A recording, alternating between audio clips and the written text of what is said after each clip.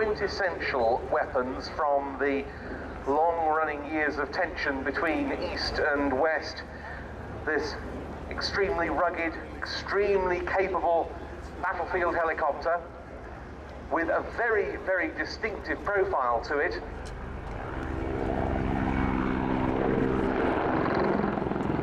Had the Cold War turned hot in Western Europe, helicopters such as this would have supported a Warsaw Pact armed advance across the North German plain into the rest of Western Europe. Thank goodness it never happened, and that these helicopters have been able, by virtue of being such an outstanding type, to remain relevant and see them through into service as part of the NATO alliance.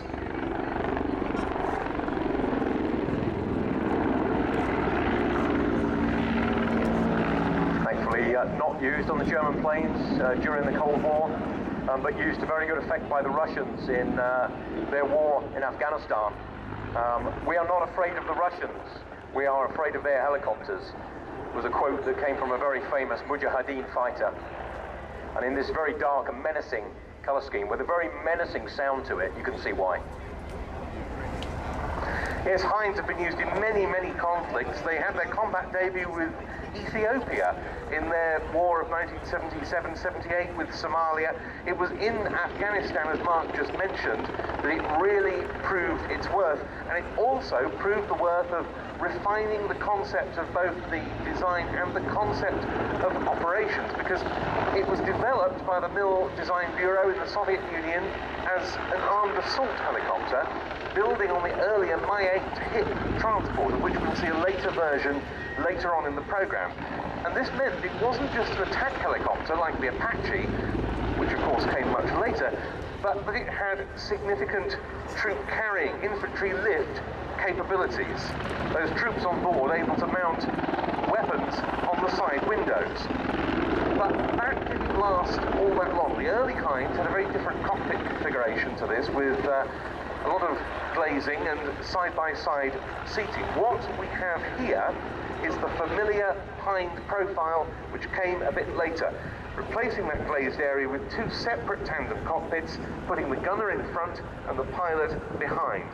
And the Mi-24V model, which was area, is something that continues in the majority of attack on helicopters these days. In particular, we see that in the British Army Apache. Very interesting story behind Hungary's use of the Hind, because none of them were supplied direct to Hungary by the Soviet Union or Russia. They were delivered to Hungary in 1994 from Germany, comprising a dozen ex-German Democratic Republic Air Force Mi-24D and P models, which were provided as a gift. They were all very low-hourd airframes as well, because they'd only been delivered to the East Germans around the time of the fall of the Berlin Wall. Then, of course, in 1990, Germany was reunified. The unified German Air Army didn't have a huge amount of use for the Hinds, so a number were passed to Hungary. First of all, Hungarians put them into storage. Later, they decided they should enter service, and in 2000, navigation and communication systems in there as well.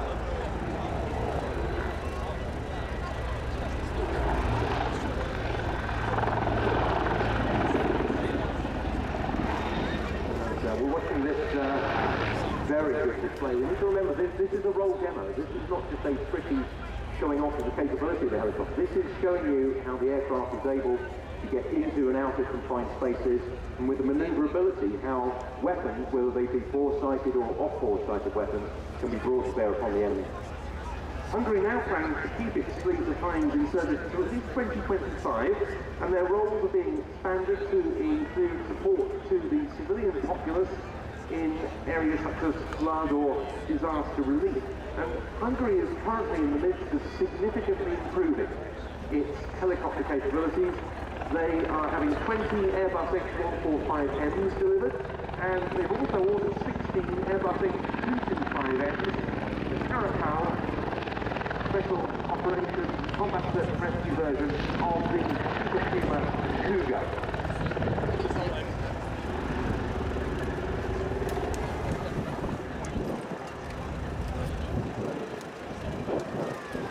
Hungarian service. The main weapons are 0.5-inch RIAT B rotary machine gun. They use the GSX-36 twin-barrel cannon, Côte S-8 unguided rockets, or Sturm anti-armor missiles.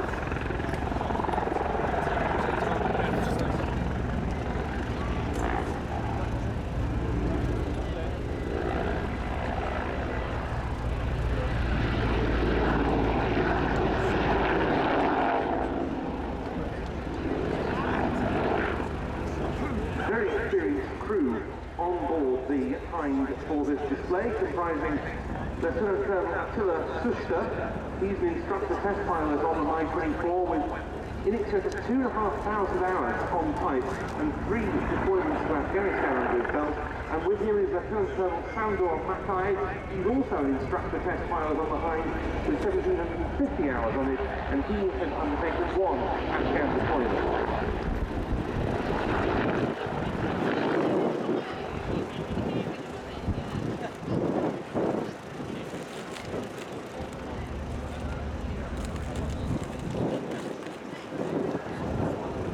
Really has still been proving its worth in new productions varied right up to the present day.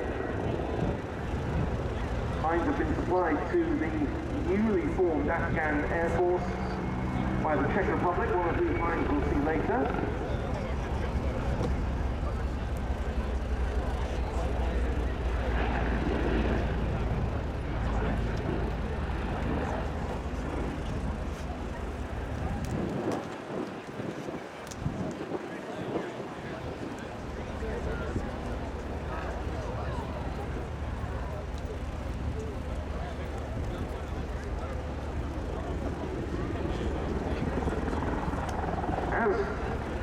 Various former Warsaw Pact air arms joined NATO, beginning with Hungary, Poland and the Czech Republic in 1999, so they gradually retired a lot of the equipment that they once operated from that era.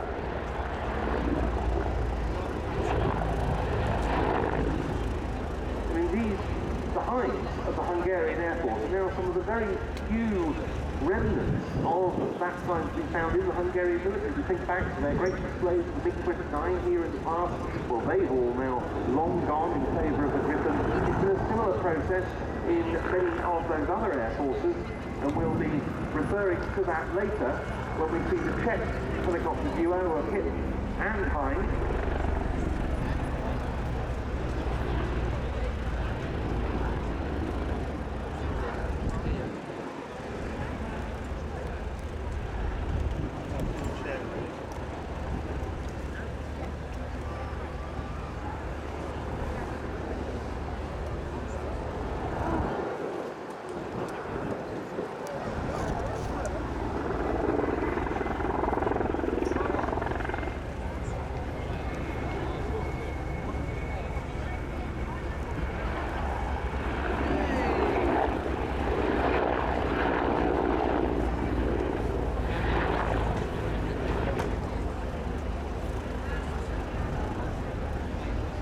Where you going, boys?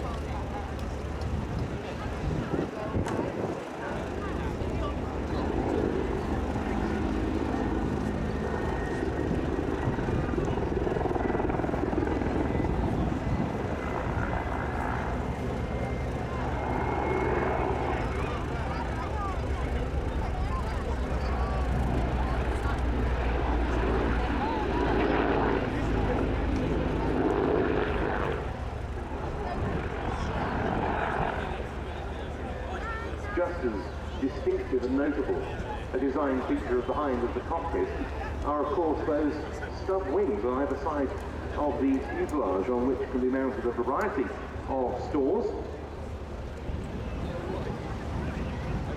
Perhaps the most traditional load, often be seen on Hinds in the type of Cold War heyday, were 86 spiral radio-guided anti-tank missiles in cylindrical containers on the weapons pylons, you can see there.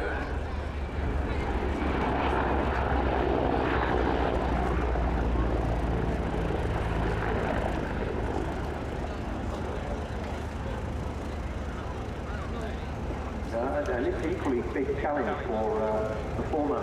So no learning, and without learning there is no improvement.